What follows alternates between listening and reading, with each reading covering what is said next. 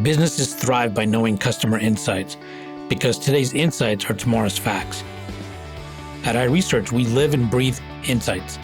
And despite searching high and low, we were unable to find a customer insights podcast that answers one of the most important questions in business. Why do customers do what they do? So we launched one. Hi, I'm your host, Darshan Mehta. In this episode, I'm speaking with Danielle Blugrind. She is the Senior Consumer Insights Manager at Roku, a brand of hardware digital media players that offer access to streaming media content from online services. Danielle is an integral member of the account acquisition marketing team that supports all research initiatives designed to bring more consumers onto the Roku platform. At Roku, Danielle loves to dive into the brand and get to know the consumer at a deeper level. Hi, Danielle. Welcome. Hi, Darshan. Thank you. I'm really looking forward to talking to you because there's a lot of things happening in the streaming space. But before we get there, I'm curious. You're a self-proclaimed devotee of the voice of the customer. But I want to know, tell me your journey and the aha moments that led you into market research. Because you've been in the industry for about 20 some years, right? 20 something. We don't have to be exact, right? There's a couple different things. When I was in grad school, getting my MBA, and all my friends were talking about going into marketing, it wasn't where I wanted to go.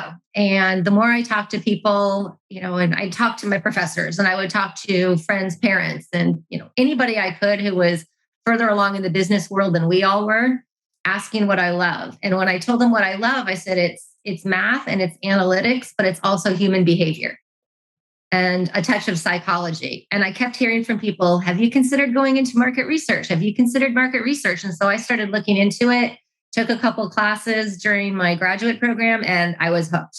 It was just the perfect place for me. So what was it about it that led you to proclaim yourself to be a devotee and a voice of the consumer? That to me is a little bit of a deeper level. Well, I have a lot of passion for what I do, a lot. So it's not just a job for me. It's not just numbers and analytics. I really, really care about understanding what people are doing and why they're doing it, and really, really getting into their heads. And so I think having that real sense of curiosity about people, not just looking for the numbers and the answers for the team, but really trying to dig in and understand, why do people behave the way they do? Why do they view things the way they do? And really trying to put yourself in their shoes is, to me, such an exciting experience. And it helps me understand everything else I'm seeing better, right? I can tell you that a concept test that product A scored better than product B, but why? What does it speak to for people? What gets them excited? What is it that resonates with people? What are we doing right with them? What is going on in their heads that connects us to their brand, them to our brand? So I really care about trying to, quote unquote, the overused thing, walk a mile in their shoes, but to truly have empathy for them and understand, more of what's going on in their heads, so that the next thing we do, the next research I do, I understand them all the better. Yeah, it's interesting. Listening to you, I share the same passion. That's really what drives me as well. And I'm curious, do you feel the same way I do, that sometimes you feel like you're getting a peek behind the curtain into the future when you're doing this? I do. It's really funny that you use that term, because when I was at Taco Bell, we came up with a consumer, panel that we wanted to go to again and again for qualitative and quantitative research. And so we called them our taco entourage, because that show was very big at the time, Entourage. And then we called it, as a subtext, a peek behind the tortilla.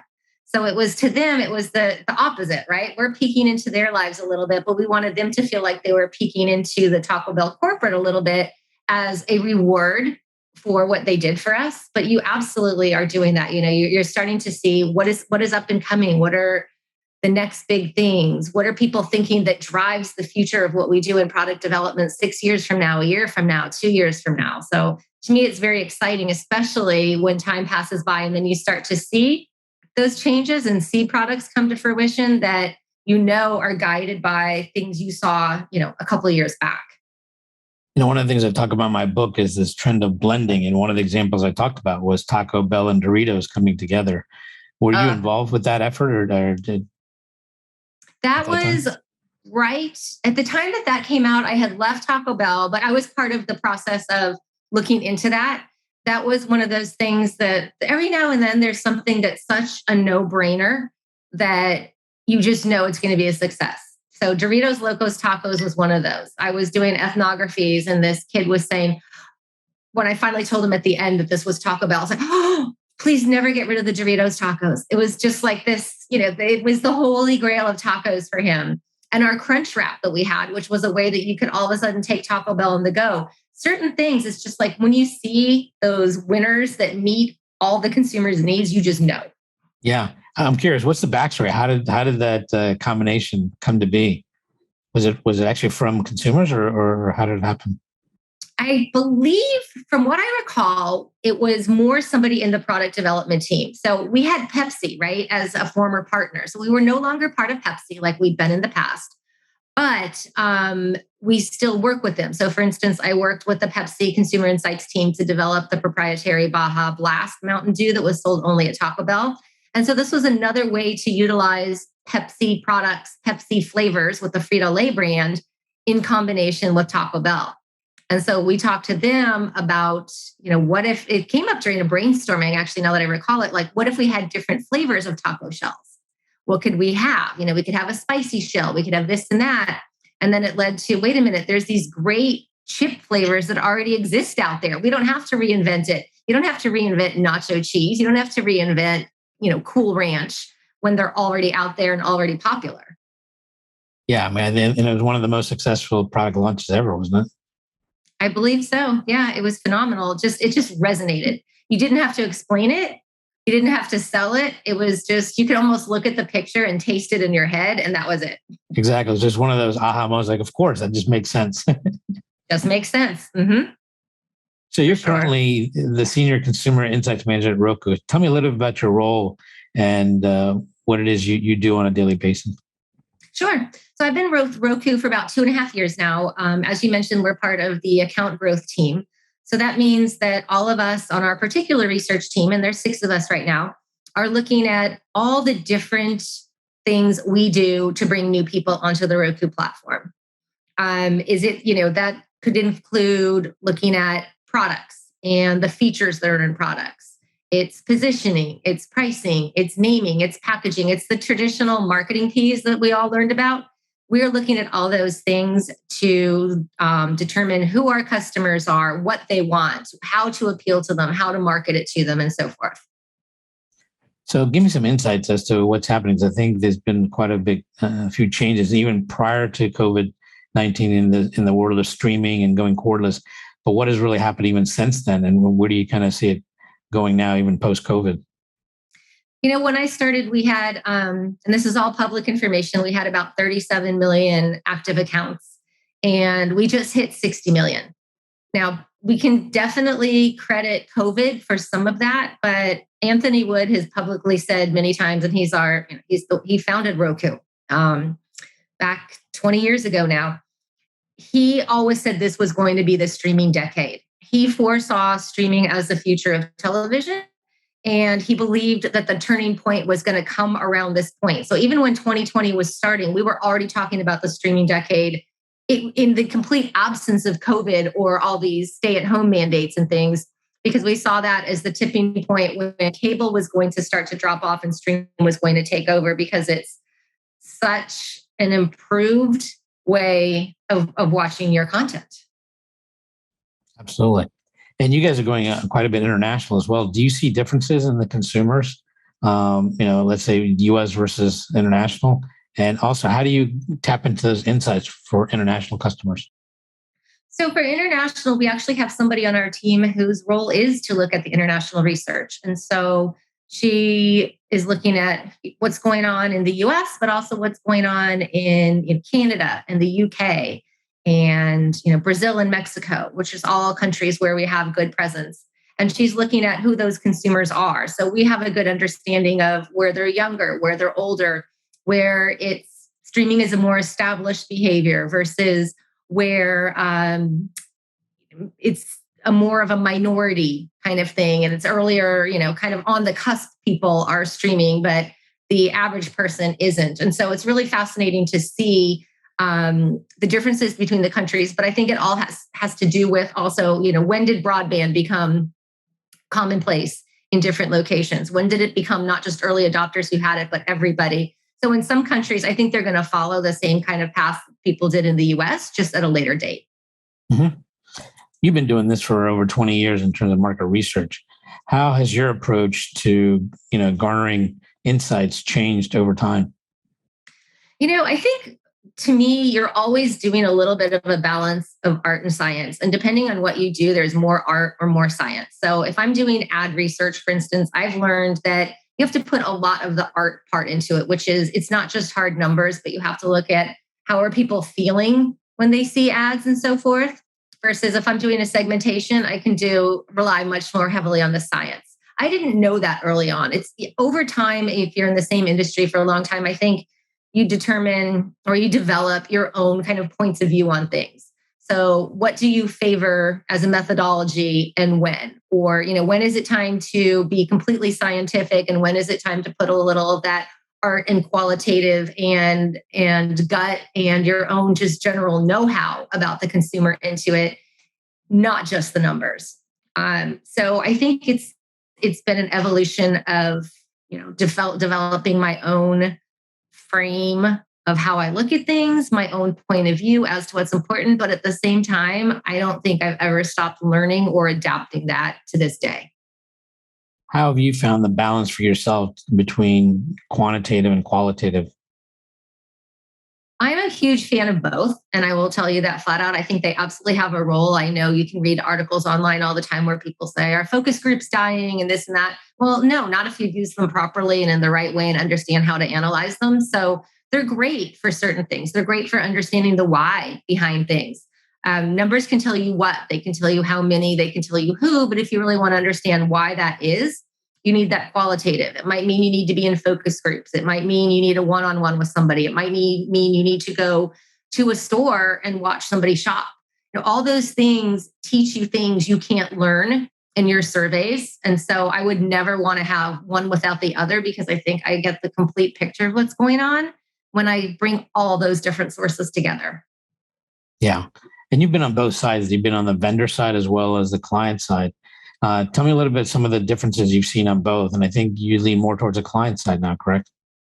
I do. So there's pros and cons to both for sure. On the vendor side, I love the fact that I got to work with all different clients in all different industries.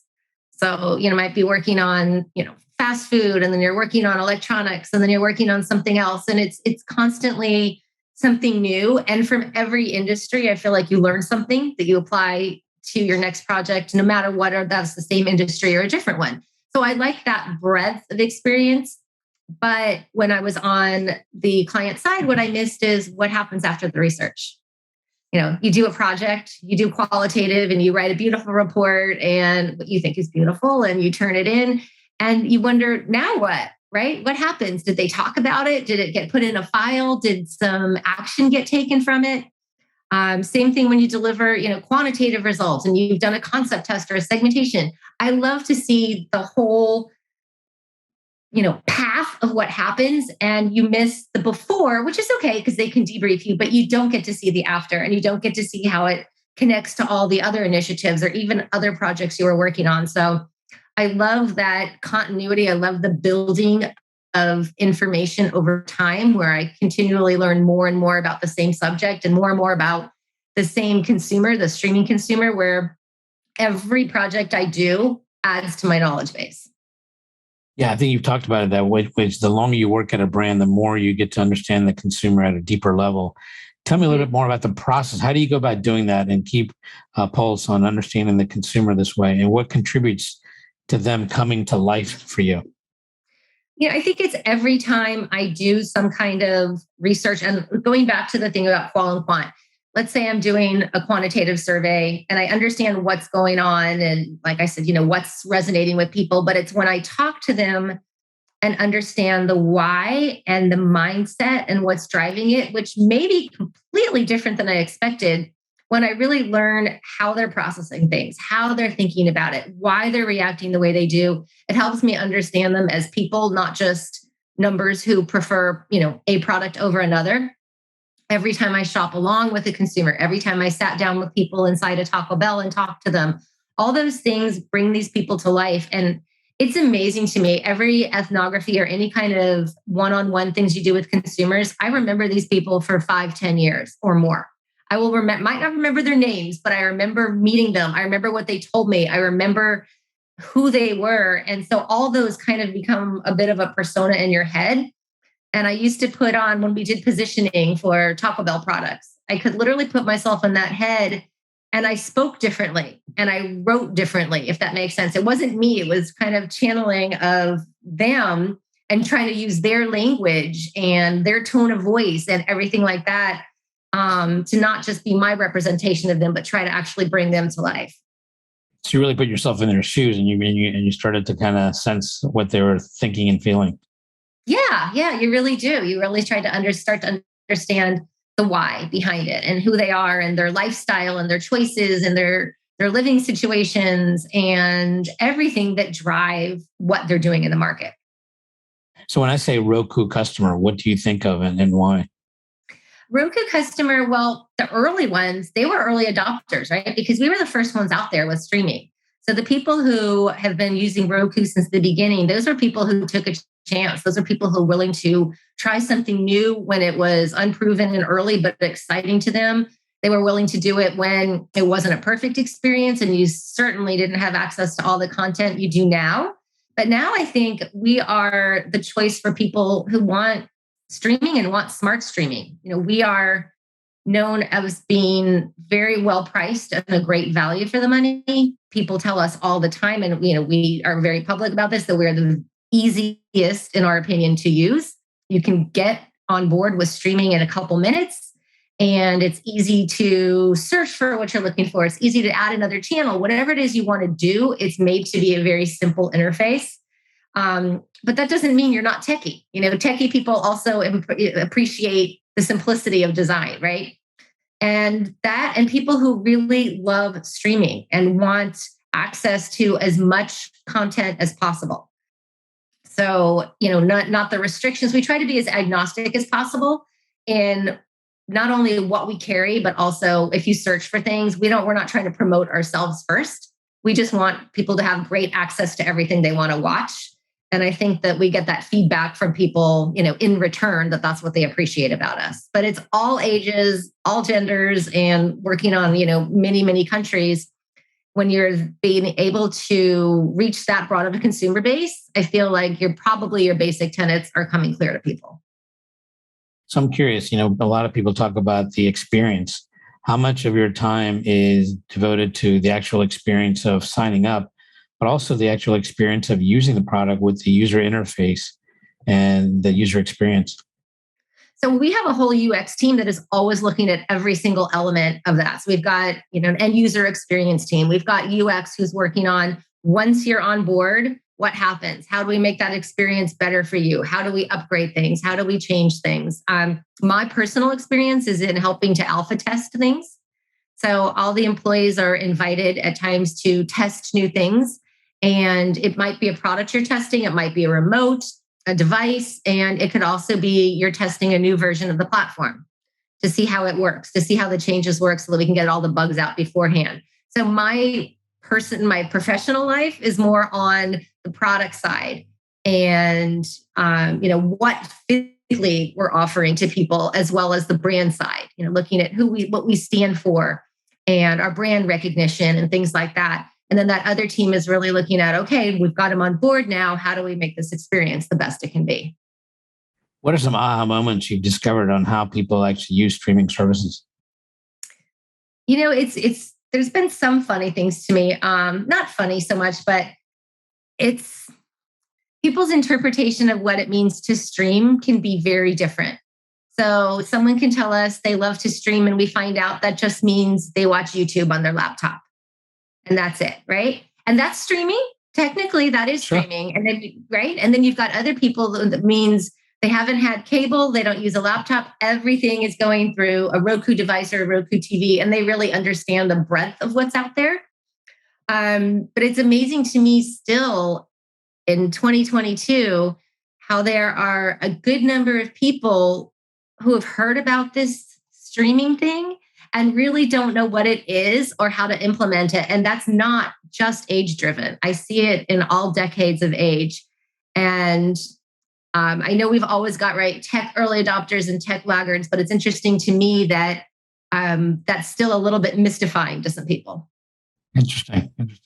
Is that the same you're finding international as well, or is it even more different?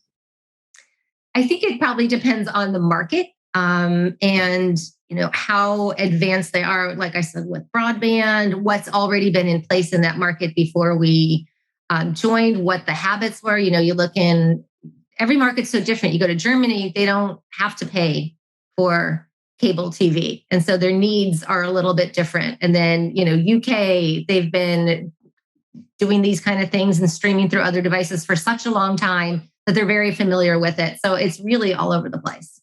Yeah, I know some of the TVs in Europe, they're actually much more interactive. Like people can actually interact, do surveys and everything, get feedback right on their TV sets. That's cool. That's very cool. And they're probably smaller sets on the whole than, they're not buying our 85, 90-inch sets most of the time either. So it's just a different, a different life exactly. Different relationship with television. So you being in the head of the consumer insights team, I'm curious, what do you look for when you're hiring people, to join your team? Are there certain characteristics and things you've seen that really lend themselves better to being on an insights team? It's interesting. We've hired quite a few people lately. And I think one of the neat things is that our director and a couple of us who are senior managers find it very easy to agree on good candidates. And I think a couple of things we're looking for that just shine through are not just your skill set. Depending on the level we're hiring for, you might be able to develop the technical part of the skill set with us and learn more about survey design, learn more about qualitative projects. But if you have a real innate sense of curiosity and you're asking questions and you care about the answers and you want to dig into that one deeper level, whether it's digging into data to see one more thing and look at one more crosstab or one more question you want to ask people qualitatively, that's essential, I think, to really, really making the most of what we do as for a living. But the other thing is passion. We don't want people who are just like, yeah, I'm a researcher, and that's what I do, but people who love it. And when people love it, it comes across. It truly comes across. You said recently you guys are over 50 million users. Is that correct? Active accounts? I believe we hit 60. Oh, wow. Okay. So I'm curious. Report. That's a lot of data, a lot of information. How do you strike the balance as to what's really important and where you should be putting your focus on? Yeah, it is a lot of information. So there's, like we talked earlier about there being people who are looking at the UX, team and looking at the user experience. I've also got other people who are looking at analytics, right? What can we learn from our database of 60 million users? What can we learn from their habits and the correlations between different habits and things we know about them? So that's an analytics team doing that. I look at those users as like my panel. I'm going to have a panel of 60 million people I can go to. I want to find people who stream a certain amount and ask them questions. Boom, they're there. And I can talk to them easily. And I can vet that they are who they say they are. Their habits are what they say they are because they're not just self-reporting saying, I own this product or I stream this month, but I know it. I know they do. I know what they own. I know how much they stream. And so it's fabulous to have that big of a pool where no matter how much I want to cut it to get a specific user and have a conversation with them, run a survey with them, I can do it. A lot of times you have all this information, this data, and sometimes the insights that are there are not that clear or pop right out. Have you found a way to kind of go through that and how you can share that with other people in your, organization in terms of how to utilize some of these insights that are just kind of laying there that can really drive the business? Well, a couple different things. Like if I'm going to do a study which is really based on just the Roku users, I may use that analytics team to first pull some information for me so that it gives me some idea of what's happening and we can do a little bit of theorizing around why that might be so that I can ask the right questions in my surveys, right? So if I look at their data and understand that there's a correlation between this behavior and that behavior, or this behavior and how much do you stream, it's like, okay, that's something that they can tell me the what, but they can't tell me the why. And so that gives me a topic I can dig into and ask people about why. I can be asking them open ends. I can have, different behavioral questions in there. And then I could be able to, on the back end, compare a couple groups of people because I pulled people from and I'm making this up completely out of the blue, but, heavy streamers versus, the super light streamers. I can not only look at their on-device behavior, but I can understand what's going on outside of that and make a connection. And then we also try, when we have the insights that come out of our research, we're researchers. So if you want to give me a 100-page deck, I'll read it. If you're a supplier, I will read it. I will have questions about it. I will dig into it. I will still ask for more. But it's our role to say, okay, what are the, in the big insight ahas that are coming out of this? And how do we communicate those to the rest of the company, giving up our desire to show every last piece of detail and every piece of information that we find so fascinating and distill it down to, here are the top things you need to know. Here's your top 10 things. Here's your great 8 things that you need to know. And you don't need to dig as deeply as we need to. So we try to distill it out in terms of those really high level insights that a team can take and then strategize against. So looking back, you've been in the research industry for over 20 years. I'm curious, what do you see are common mistakes that many people do when they're pursuing insights? The things I've seen that I consider kind of the mistakes are not knowing the right methodology for the question. So, and sometimes that's our partners, and that's, like marketing partners, and that's okay. That's not their job to know it. So like, for instance, when I started at Taco Bell, people would come up to me and say, I need focus groups. And I was like, well, no, maybe you do, maybe you don't. What do you need to know? And then I'll tell you what you need to do to get that answer, right? I'll tell you, maybe it is focus groups, maybe it's something in store, maybe it's a survey. I've seen people who really don't know the right application. They think surveys kind of do it all, and they don't. A straightforward survey isn't always the right answer. And so that, I think, can be a mistake, as well as how they're designed. I remember taking, classes in this when I was in college about how to write questions, and we did our own surveys with people. And I see questions that are compound, that are asking 2 things in one. Like, well, then how do I interpret the results for these? So everyone feels like they can write a survey, but not everyone can write a survey well. And so as a result, I think some of the DIY tools are great if you really understand research and you are a researcher and you've been trained as one and you understand how to use it. But they can also, if you don't know how to use them, or you're a little bit too DIY, just kind of doing your own thing, which I've seen with some small companies and small budgets, you could take yourself way off track, and you won't even know it because you don't know bad data from good data. You don't know the ways you ask questions in a way that is not ideal. And so you're taking data and treating it like, aha, we have numbers, we can run with this, but they may be not really measuring what you're expecting them to, and you're just throwing bad data. You're throwing your strategies against bad data and not knowing it, because you can't tell. Unless you're a good researcher, you can't tell. Yeah, I think you're absolutely right. You really need to know your objectives firsthand and then decide on the methodology. And oftentimes I find that people do want to get at the why, but they often end up going with the route of surveys because they're more familiar with them, because everyone's at least taken one. But sometimes you actually need the combination of both. So, absolutely. Yeah. Do you find that you often are doing both in many instances when you're engaging in insights discovery? I am quite often. I'm doing some things right now that are mixed methodology because I really need to bring the two together. Sometimes it's concurrent, where I can go out and do a survey and I can do some qualitative at the same time and bring them back together. Other times I need one before the other. Maybe I need the qualitative to come up with ideas that are going to go into the quant study. Or sometimes you do the quant first and use the qualitative afterwards to understand why you saw what you did in the quant. So that's another thing you need to know is, like, when you mix them, what's the best way? Is it one first, one last, or doing them at the same time? Mm-hmm.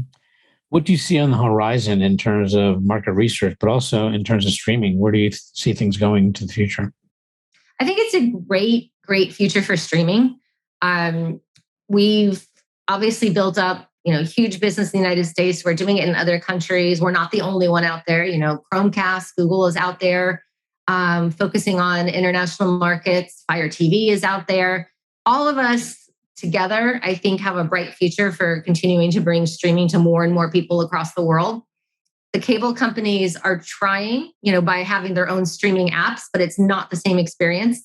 And it's not going to be designed the same way as it is like for us by people who do nothing but that. This is what our designers do and our engineers do. Streaming is our entire business, right? So there's, a certain level of, excellence in the area that comes with that. But I think it's fantastic. Like you look at the growth and say, wow, so much growth already. But I think that's nothing compared to what's to come. And as far as research, I just think I think it's kind of the same answer, which is I've seen so much growth in res tech and all these phenomenal ways we can get out and do research virtually or faster or in a more agile manner and for less money. And some of them are great. Some of them I've evaluated and said I really don't see a place for them. But there's been so much development, and I don't think that's done either. I think that people are already imagining things we're going to see 6 months, a year, 2 years from now that I can't even comprehend yet. And I'm thrilled about it. Yeah, it's exciting. Yeah. Is there an area of market research that you'd love to delve into further and why? One of the things I didn't have a lot of experience with in my past was all of the shopper work. So I've done a little bit. It took me, I think, a long time when everybody first started talking about it. And there were all these shopper research conferences coming up. I was trying to understand to myself, like, what is the difference between shopper and consumer, right? At the very beginning, because in my own sense, I didn't see it. I think I was at Taco Bell then. So shopper wasn't really a term that we had. People don't browse a Taco Bell. They don't, shop at like a grocery store, an electronics store, a toy store. But then I started realizing for other industries how that was applying. And then you start to understand how much value there is in understanding that journey. And I'm not saying there's no journey in picking fast food. I just think it's such a different process to pick up something functional like that for $8 than to go into the store and buy something that might be a couple hundred or more, let's say a television. It's a different process. It takes a lot more time. It's something you do far less often. So when you can really understand that process, and today, especially understanding how it's omnichannel, where are they talking to people? Where are they going in store? Where are they going online? How is that all coming together? I think it's a really fascinating area to explore that I would love to dig into more. Yeah, I think it's interesting. You made me realize if you think about even with food, it's all about convenience for all of it, where you are physically. But now even convenience has changed with all these delivery services, right? It's going through the apps and saying it's not just a matter of convenience, but it's also other factors that are influencing because everything's somewhat convenient because it's right at your fingertips and it can be delivered to you. So absolutely. In fact, we are door dashing right after I'm done with you today. Yeah. So what's the thought process you're going through there, right? Is it the convenience or actually what are you in the mood to eat and what flavors and things like that? So that's right. We picked our restaurant. I'll just pick my meal afterwards. So who in the world of market research would you love to have lunch with and why? That hands down would be Alberta Burke. So I worked for Burke, Burke Incorporated Market Research back in 2018 and 19. And her story of starting a company as a female in 1931 and having the vision to start something that no one else had really done before blows my mind. And she did it so beautifully. Like I just admire so much the fact that she had this idea. I can help companies better understand what their customers are thinking and help them, with their marketing, make them better products. And then she had such a clear vision of how she was going to execute that and how everybody who worked for her should execute her vision that I'm just in awe. Like, how did she know? Like, how did she know that this vision and this idea she had were going to work? Or maybe she didn't. But how did she come up with that in such clarity in terms of what she wanted to do and how she wanted to do it. And then just to be a woman, 91 years ago, doing something like that blows my mind. I'm so impressed. I'm thinking she did that a century ago when, do you know how rare it was for women to be working at all and for her to start a company and have a vision. I've just always been inspired by her. And I think everybody who works for Burke, if there's one commonality, we all leave or all spend our days there just in awe of that woman. Yeah, I mean, it's an insight that turned into a real vision. That's quite an accomplishment. Yep. It is. It really is. Yeah.